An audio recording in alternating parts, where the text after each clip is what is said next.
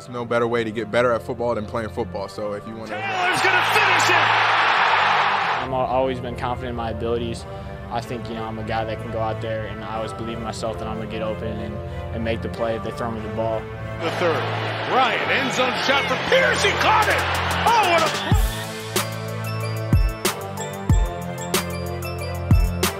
Hello, everyone, and welcome to the Colts Cast. We're here to talk about everything and anything Indianapolis Colts. My name is Eric Smith, co-host of the Colts Cast. Alongside me, as always, I have co-host Jamal Lawrence here. Yo, yo. Yo, if you're on YouTube, hit that subscribe button right now. Right now. Don't forget to give us a like, comment below throughout the video with your thoughts. We'd love to hear from you all. It's the best way to support us, guys, and it's completely free.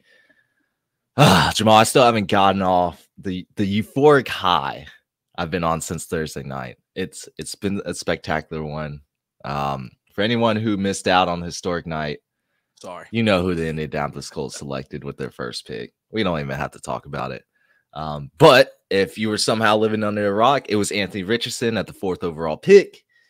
And what's astonishing is, Chris Ballard and crew, they sat there. They didn't give up draft capital to move up, nor did they try to opt to trade back for more picks, at least in the first round.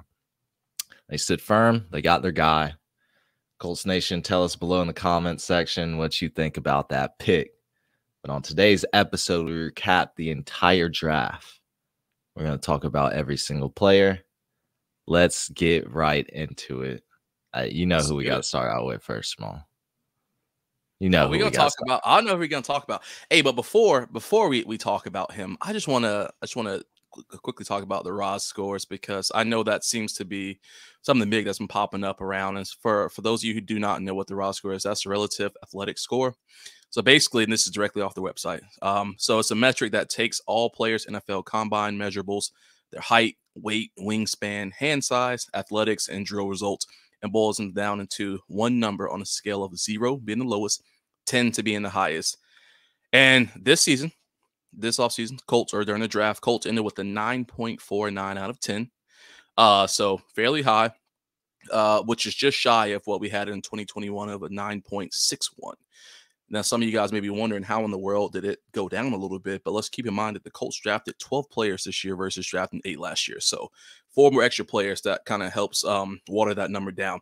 But I wanted just to bring that up because I've been seeing a lot of posts on Twitter and a lot of things just throughout the internet talking about this Roz score and how well Chris Ballard has done again with that information. And I am definitely happy, and we're going to talk about some of these players, and you'll understand why that score is so high as we go through.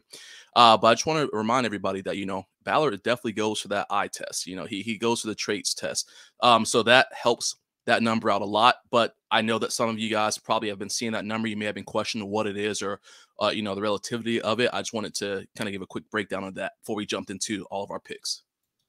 Yeah, Ballard loves them high Roz players, and we're about to get into one right now. Yes. Anthony Richardson, round 1, pick number 4, quarterback out of Florida.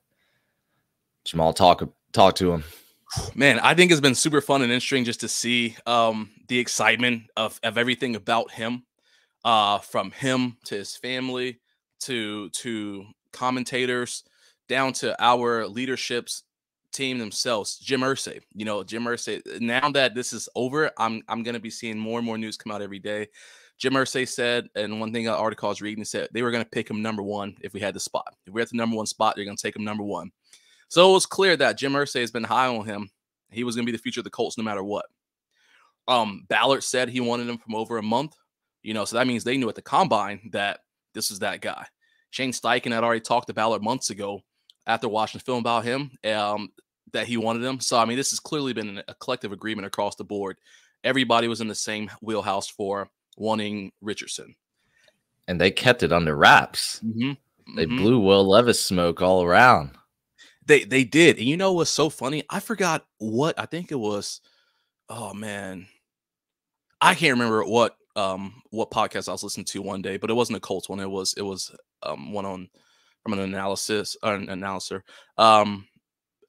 And they basically were talking to Anthony Richardson about the teams he's talked to. And this was like the one time where I kind of thought it was kind of given away, because they were asking him, hey, what teams have you talked with? And he was just kind of like, oh, I talked with this team, spoke with this team, spoke with this team. Then they asked about the Colts. And he kind of like shied away from the question. He's like, "Oh yeah, I'll talk to them." And it was kind of suspicious for back then, but of course I didn't really pay any mind just because I'm like, whatever.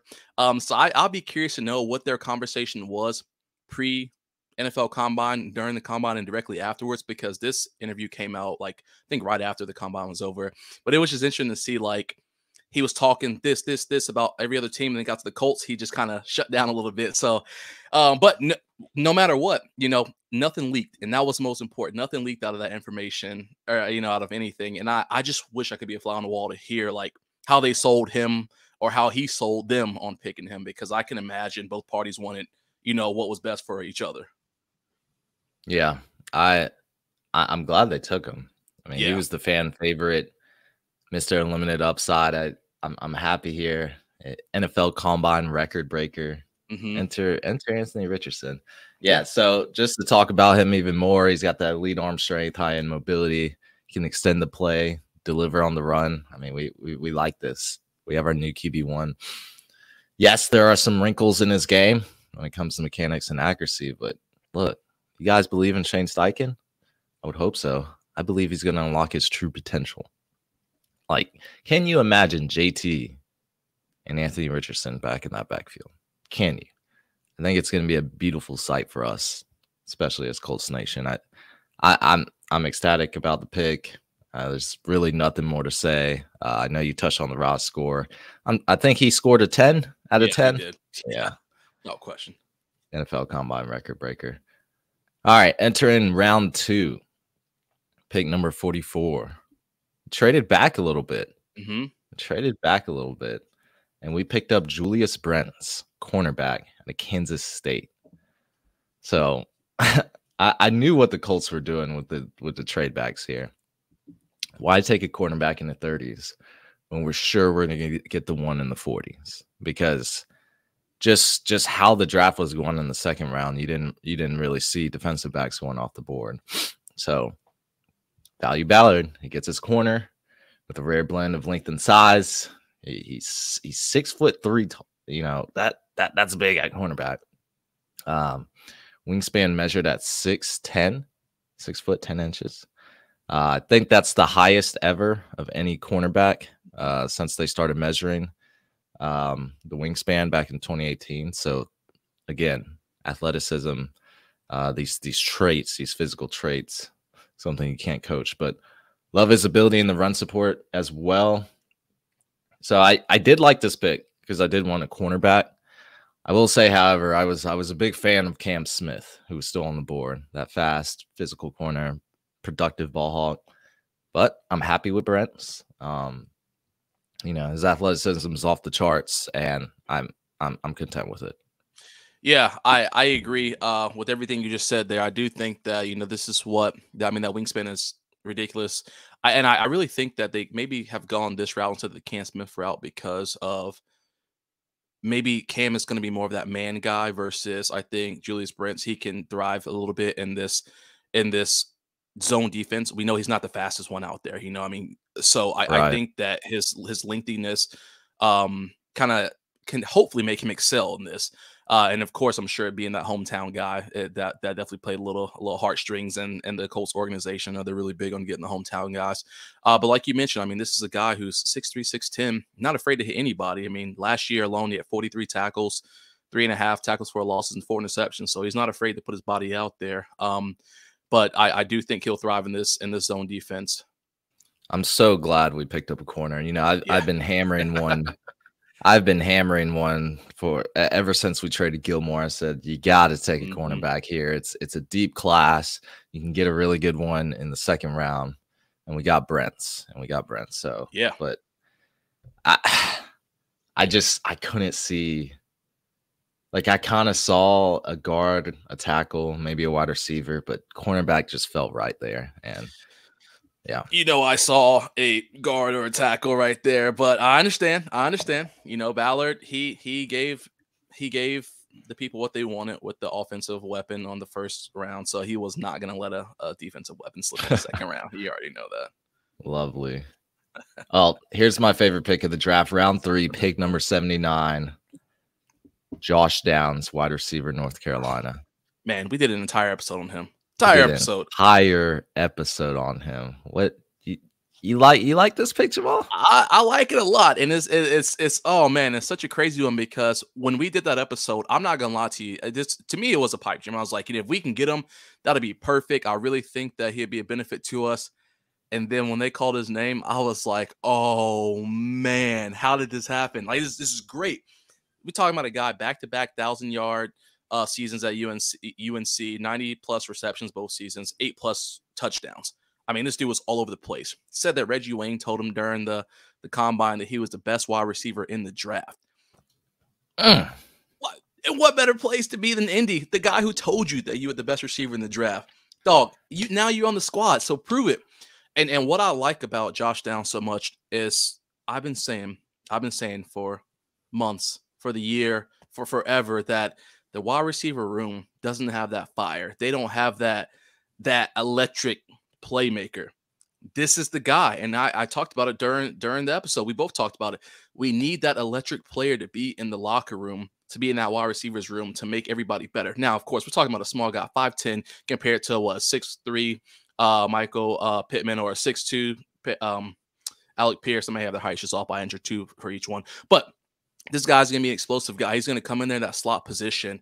He can jet sweep. He can catch the ball across the middle. I mean, there's his options are unlimited for him, and he has that drive and that determination. I don't know if you guys saw the video when he was, being welcomed to the team.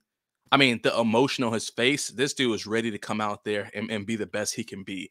And that's what we need, that confidence and ready to work. It's the extra push. And when I just think about the speed factors that we're adding on to the team, that's what we want. We got the running back. We got the quarterback. We got a slot receiver. 3 speed demons. That is what the Colts need across the board. It's funny. Nobody was talking about Josh Downs when we were talking about him. Am I right, Jamal? You ain't wrong, dog. I could not. Everything you just said was spot on. I could not believe that Josh Downs was available this late. Mm-hmm. I guess people were put off by his size. That the size concerns. Okay, that's fine. Right. Still one of the best route runners in this wide receiver class. Like you said, Reggie Wayne, he said, we got the best one. So the Colts get a stud in the 3rd round. Also, I heard Chris Ballard said they tried for 30 minutes to trade up for this guy. Tried for 30 minutes to trade up for Downs. Couldn't orchestrate a trade, though, and it still fell to him. So really, you have to think. At this point, we're still at almost the end of day 2. You got to think the Colts are killing, absolutely murdering these draft selections, because you get Downs, you give me that Tyler Lockett 2.0. Like I said, that route running wizard, explosive ability, deadly in open space. Those contested catches for a 5. He's small. He plays big. Dude jumping like he's 6'6" every time. He goes up for every ball. And we don't even need him to do that. Mm-hmm. Man, all that backed up with a productive career.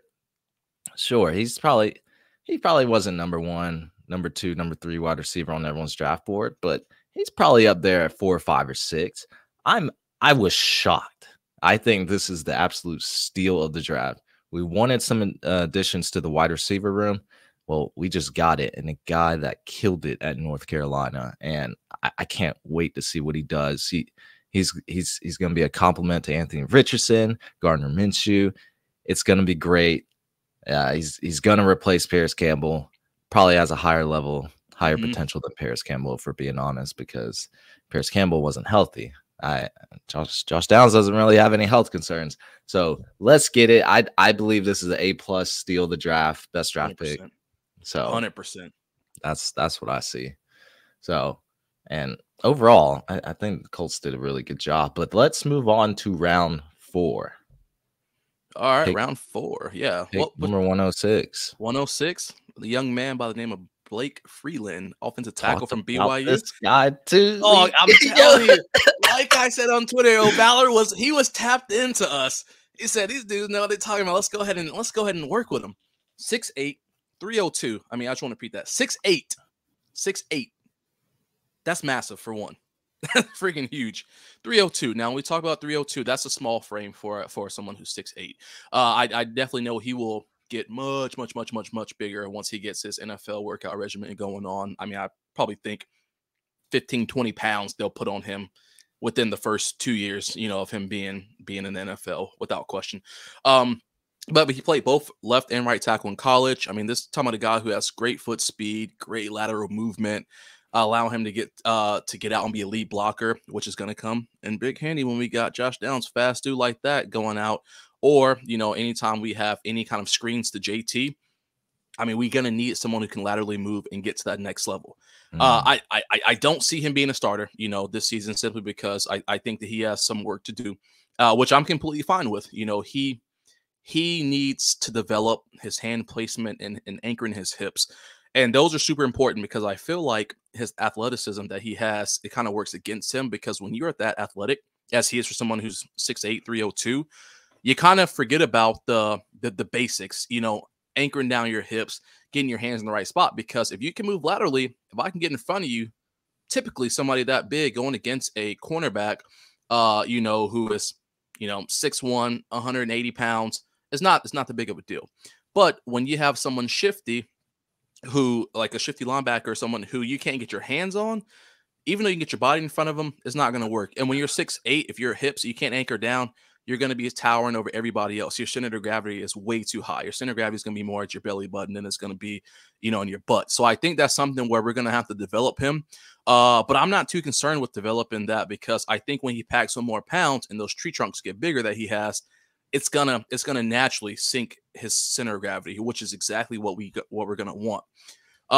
So like I said, I think that he won't be a definitive starter, but he's gonna be able to sit behind Braden Smith, learn to get some reps there, and I wouldn't be surprised. I don't know how comfortable I feel about him being left tackle right now, just because he is a little inconsistent. But I could easily see him getting some reps behind Ryman if Ryman stays at starting tackle, because we did the same thing to Ryman last year. We threw him to the wolves, we threw him into the fire, and now I think it was a little bit of a needier situation.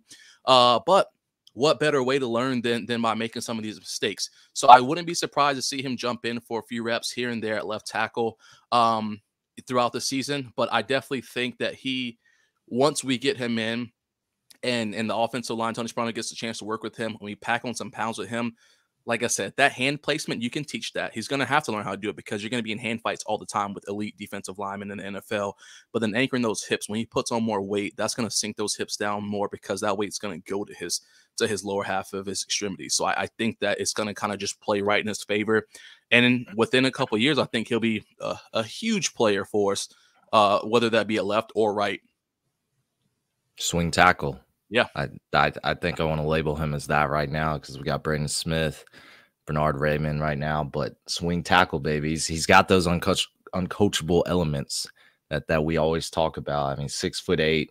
He tested phenomenally at the NFL Combine. Again, athletic guys. That's what Ballard and team is just targeting. And look, it's worked out for him in the past. I mean, his athleticism is just off the charts, I believe. Way better run blocker than he is pass blocker. I think he's going to have to get better at that, like you were saying, at the next level. But, he's going to be useful for us. We like this pick with our 3-round mock draft that we did a month ago. We still like it here, especially on a day 3 pick. Let's get it. Yo, round 4, pick 110. You want me to try to pronounce this? Go ahead. If you don't, I'll try. Okay. It's a tough one. Adetomiwa Adebowor.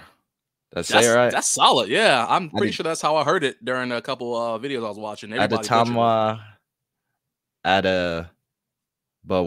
I sound like an idiot trying to do it. The defensive end out of Northwestern. I like this. Another athletic guy. I really think I'm glad we're investing in this defensive line. I actually thought this guy was kind of going to go maybe potentially late day 2, because he's again, combine performance. He tore it up at the NFL Combine.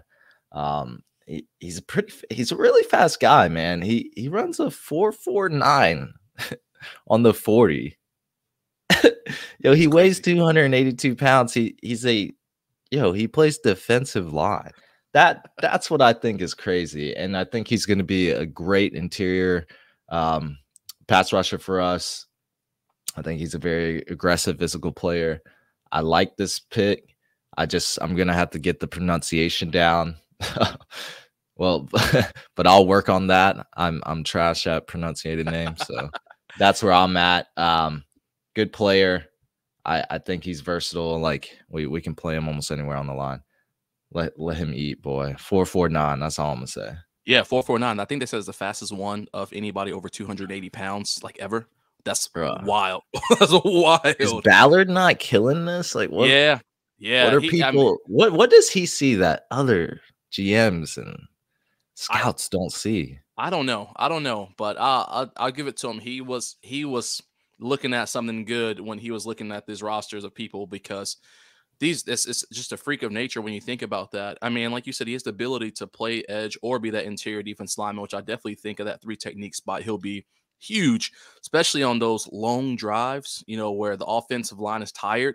And, unfortunately, we're giving up a big drive, or maybe it's just maybe not even so much a long drive, but it's a 10, 12 play drive. And I mean, we're rotating in every 3 plays between our interior defensive linemen. I think it's gonna be huge.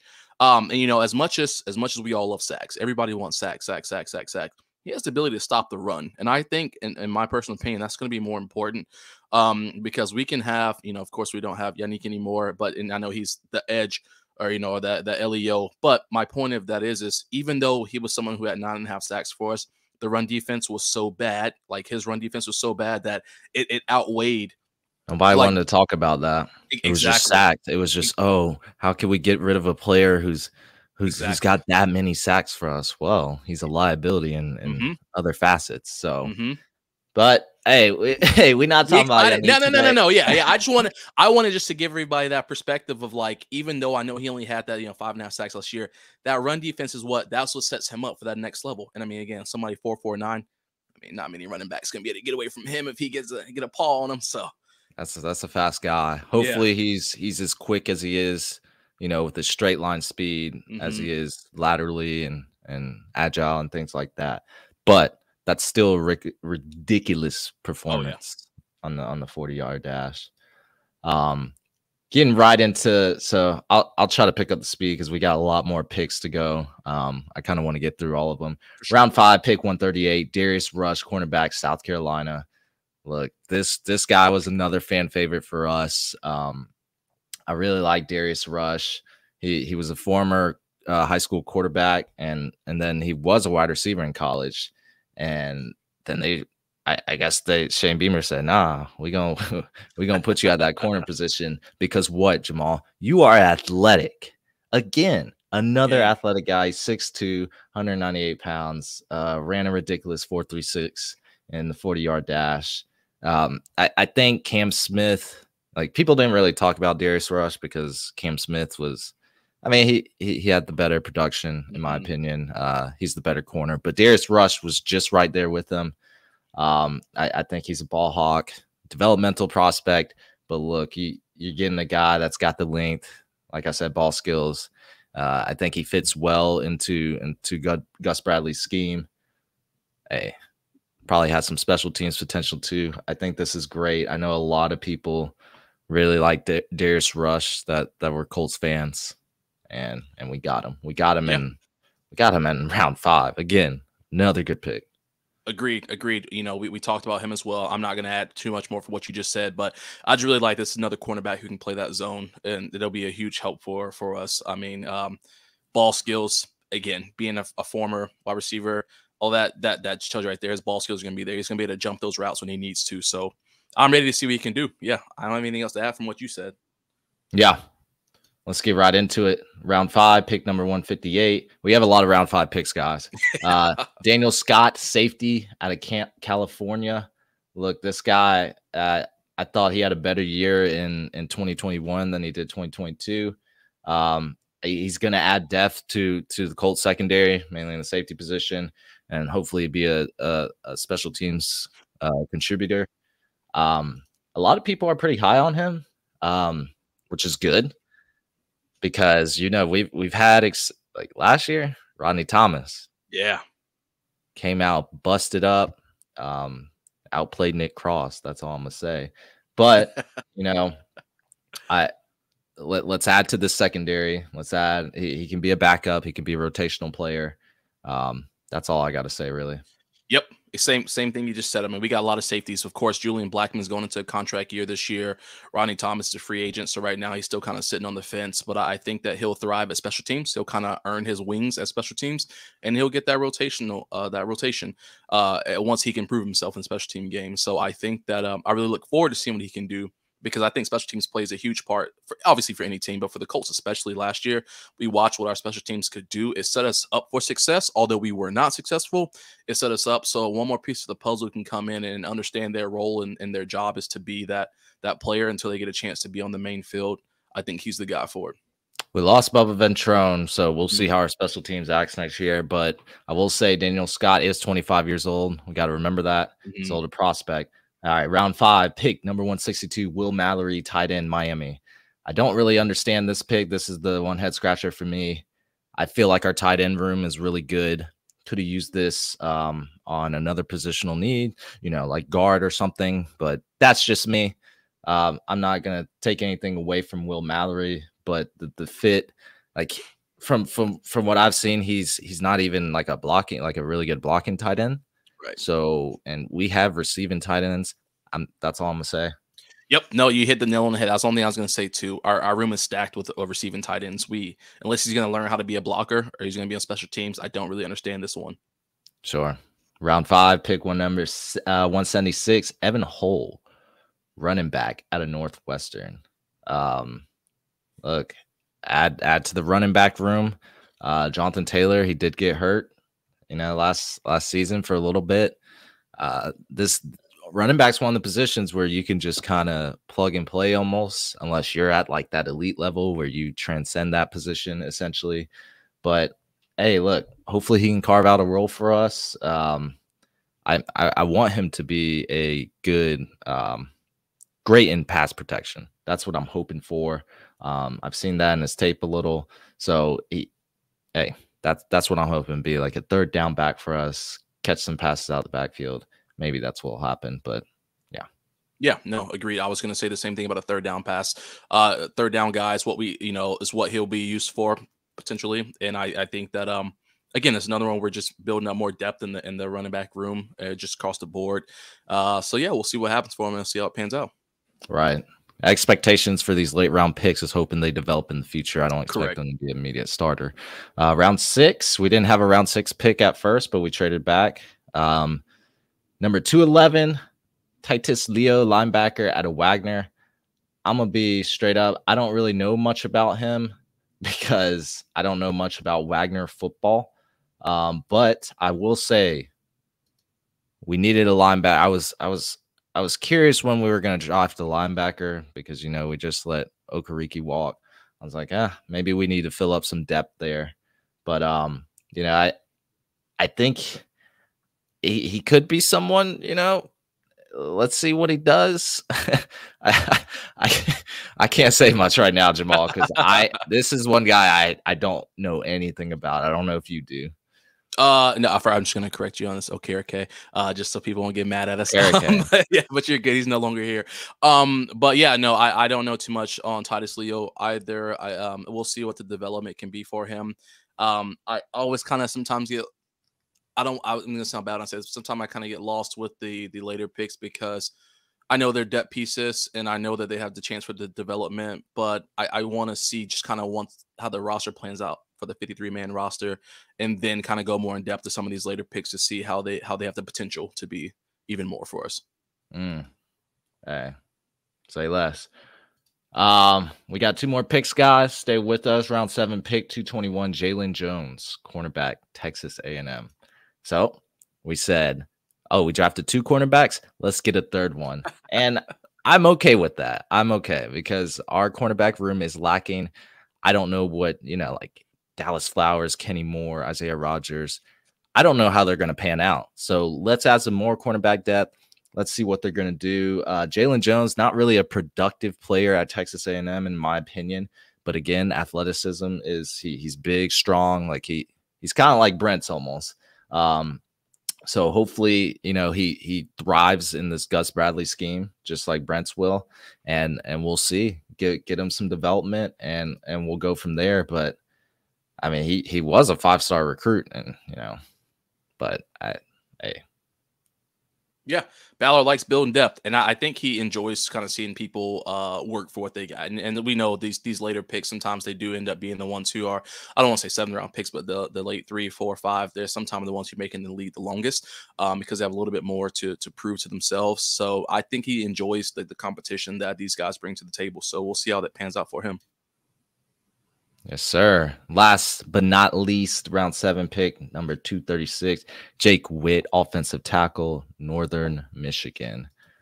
Another athletic tackle here. I think we've been hammering some tackles here because we got Blake Freeland, we got Jake Witt. So adding to the offensive line, we needed to do that after last season. I'm okay with this pick. Another developmental project, I believe, that's going to be for the Colts, but still, he's athletic, and look, it works out with our draft picks with Ballard. He loves athleticism. Let's see if it works out here. Agreed. That's gonna be it, everyone. Look, I think it was a pretty good draft across the board. I only had maybe one head scratcher in there. Let's see what pans out and what doesn't pan out. Last year we thought Nick Cross was the guy. He was the guy in the preseason, did not pan out in the regular season. Eric Johnson, people were high on him. I don't think he played a snap. So, it might look good on paper, guys, but we got to see what happens when the season starts. We got to see what happens 2 to 3 years from now. Got to see how these guys develop or they fall off. But I'm not going to lie. Those first 3 picks, it felt good. And then after that, there were some really good steals later on. So I'm gonna give the Colts an A for this draft. I think most people are happy. We got our guy at quarterback. We filled some cornerback and wide receiver room with some elite prospects, in my opinion. That's all I'm gonna say, man.